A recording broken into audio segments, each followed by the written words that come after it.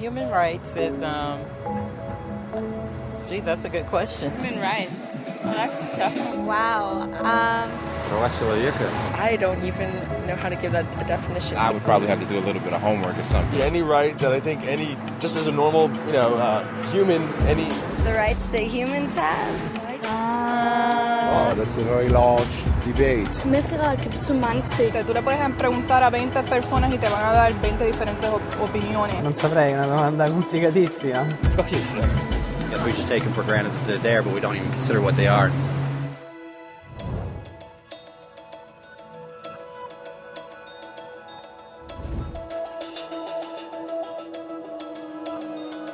Los derechos humanos son los derechos que simplemente tienes por el hecho de ser humano. Es la forma en que instintivamente esperas que se te trate y el trato que mereces como persona, como el derecho a vivir en libertad, a expresar tus pensamientos y a ser tratado con igualdad. Hay muchos tipos de derechos. La mayoría es aplicable a ciertos grupos. Pero los derechos humanos son los únicos que corresponden absolutamente a todos, en todas partes. Significa niños, personas mayores, gente pobre, basquetbolistas, recolectores de basura, cantantes de rap, maestros africanos, indios, albanos, cristianos, musulmanes, cabalistas, ateos, tu mamá, tu papá, el vecino y tú mismo. Todos tienen exactamente los mismos derechos humanos. En otras palabras, son universales. Pero la pregunta sigue en pie. ¿Qué son?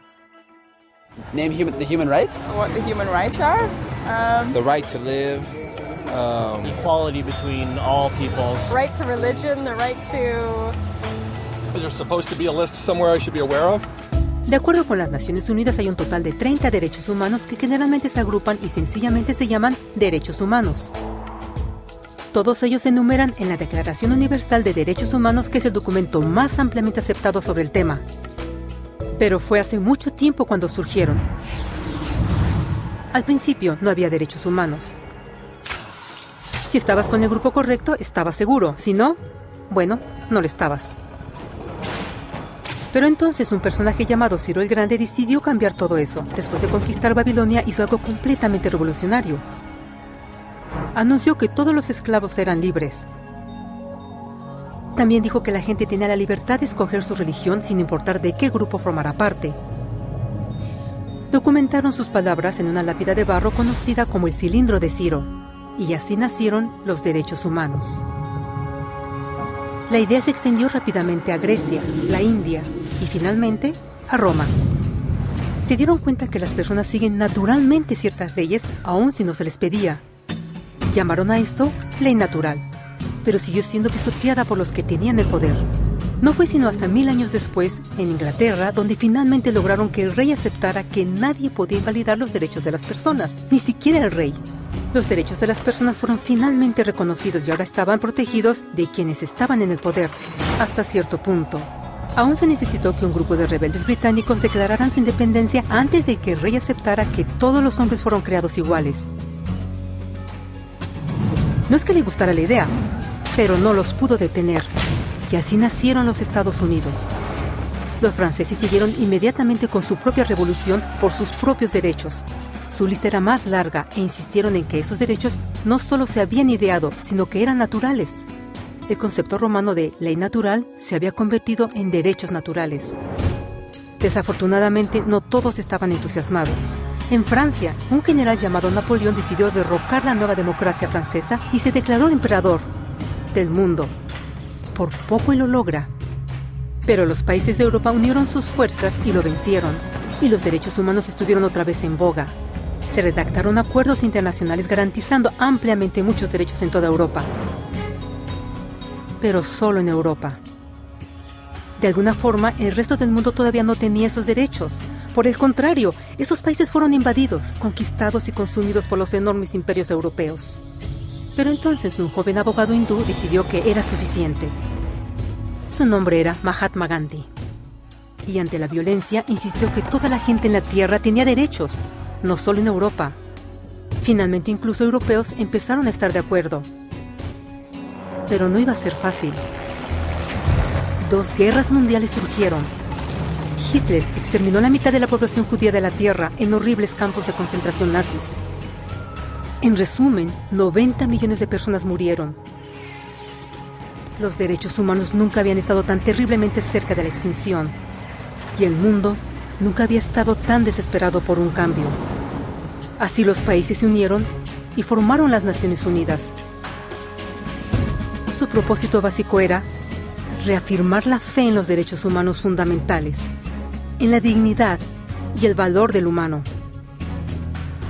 Pero, ¿qué son los derechos humanos?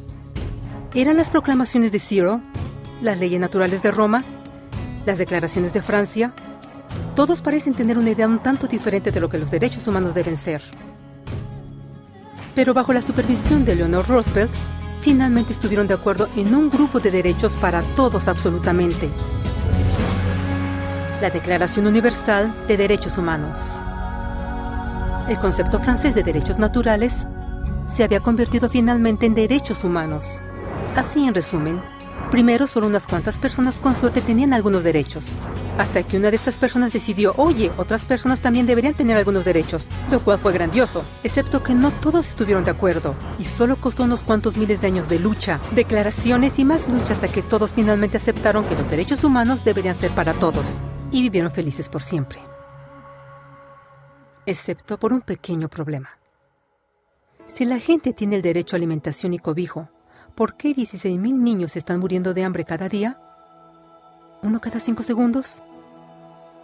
Si la gente tiene libertad de expresión, ¿por qué miles están en prisión por expresar sus ideas? Si la gente tiene derecho a la educación, ¿por qué más de 1,000 millones de adultos son incapaces de leer? Si la esclavitud ha sido abolida realmente, ¿por qué 27 millones de personas viven hoy en esclavitud? ¿Más del doble que en 1800? El hecho es que cuando se firmó la Declaración Universal de Derechos Humanos, no tenía la fuerza de la ley. Era opcional. Y a pesar de muchísimos documentos, convenciones, tratados y leyes, no eran más que palabras en papel. Así que la cuestión es, ¿quién hará que esas palabras sean una realidad?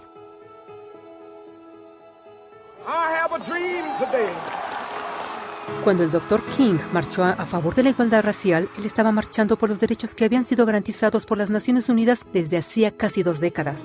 Pero de todas maneras, él marchó. Cuando Nelson Mandela defendió la justicia social en los años 90, su país había acordado ya abolir tal discriminación de casi 40 años. Pero de todas maneras él luchó. Esos que luchan hoy contra la tortura, pobreza y discriminación no son gigantes o superhéroes. Son gente común. Niños, madres, padres, maestros, individuos de pensamiento libre que no están de acuerdo en estar en silencio, que reconocen que los derechos humanos no son una lección de historia, no son palabras en una hoja de papel, no son discursos, campañas comerciales o de relaciones públicas. Son las elecciones que hacemos cada día como seres humanos. Son la responsabilidad que todos nosotros compartimos, de respetarnos mutuamente, de ayudarnos unos a otros y de proteger a los necesitados.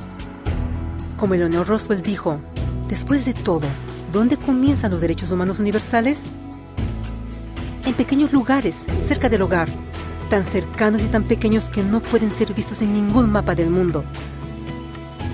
Sin embargo, son el mundo del individuo común, el vecindario donde vive, la escuela o universidad donde estudia, la empresa, la granja u oficina donde trabaja.